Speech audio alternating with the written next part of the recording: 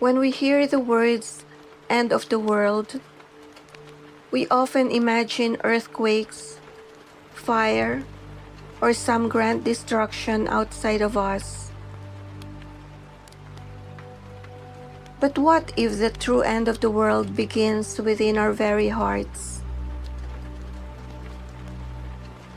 In the Roman Catholic faith, there is the teaching of purgatory, a place where the soul undergoes cleansing before entering the presence of God. In the mystical path, seekers speak of the dark night of the soul, a season where the soul feels lost, abandoned, and stripped of everything it once held on to. At first, these might look like different beliefs, but if we listen deeply, we see they are speaking of the same truth, that the soul must walk through a sacred fire of purification.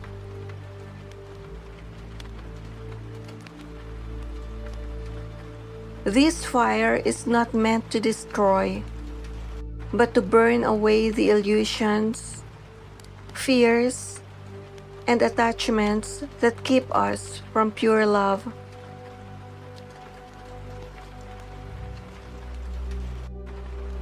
This purification can feel like the end of the world, the end of old ways of thinking, the end of ego, the end of everything that is false within us. Yet in truth, it is the beginning of eternity within us. Here lies a lesson for all humanity. Every faith, every religion, every tradition has a different language to describe the same mysteries. One calls it purgatory. Another calls it the dark night of the soul. Some call it karma. Others call it soul purification, rebirth, awakening. The words are different, but the heart of it is the same.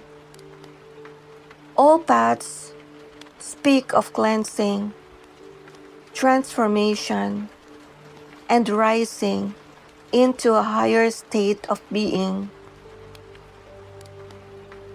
And yet, how often have these differences become walls?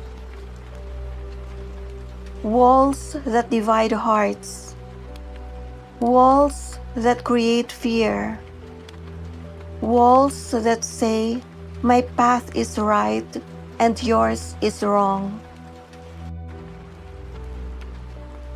But Spirit whispers a different truth. These walls are illusions. They are the very illusions the soul must let go of. The real end of the world is the end of separation, the end of division, the end of thinking we are different when in truth we are one. Imagine a world where Catholics, Christians, Muslims, Hindus, Buddhists, Jews, seekers, mystics, and all souls look past the labels, where instead of seeing the differences, we recognize the same flame burning in every heart.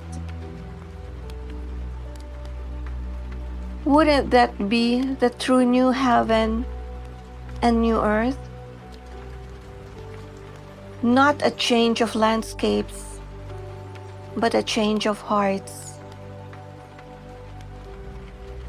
Not an end through destruction, but a beginning through love.